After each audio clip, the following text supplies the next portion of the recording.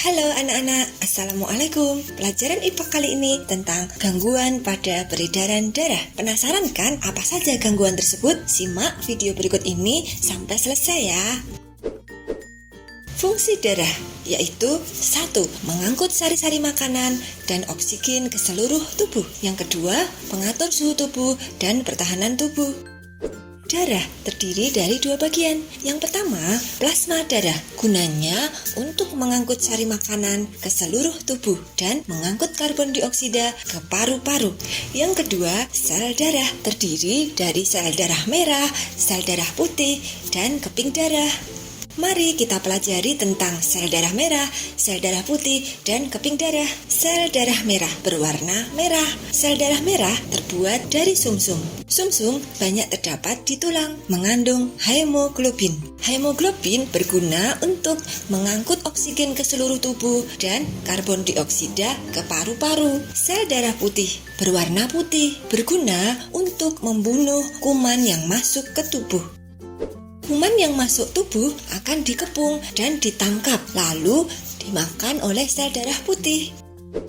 Keping darah adalah butiran darah yang bentuknya tidak beraturan dan mudah pecah, berguna untuk membekukan darah.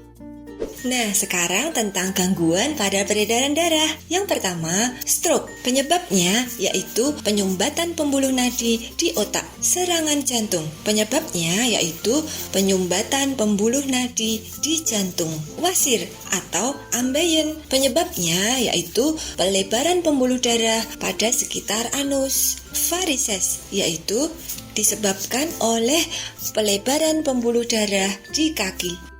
Anemia yaitu kekurangan sel darah merah karena kekurangan zat besi. Penyebabnya yaitu rendahnya kadar hemoglobin dalam darah. Kadar hemoglobin rendah karena kekurangan zat besi pada makanan. Ciri-cirinya mudah lelah dan sering pusing. Jantung koroner, pembuluh darah utama yang menyuplai darah ke jantung mengalami kerusakan. Penyebabnya yaitu tumpukan kolesterol pada pembuluh darah. Tekanan darah rendah atau hipotensi, yaitu terjadinya penurunan tekanan darah. Tekanan darah tinggi atau hipertensi, yaitu naiknya tekanan darah. Kanker darah atau leukemia, yaitu sel-sel darah putih memperbanyak diri tanpa terkendali yang menyebabkan sel darah putih memakan sel darah merah.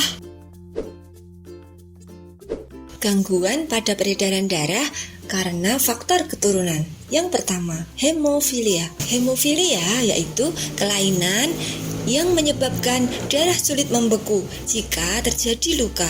Talasemia, bentuk sel darah merahnya tidak beraturan, menyebabkan daya ikat sel darah merah terhadap oksigen dan karbon dioksida menjadi berkurang.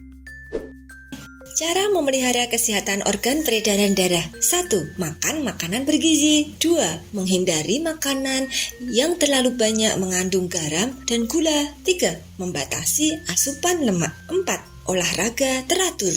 5. Tidur dan istirahat yang cukup.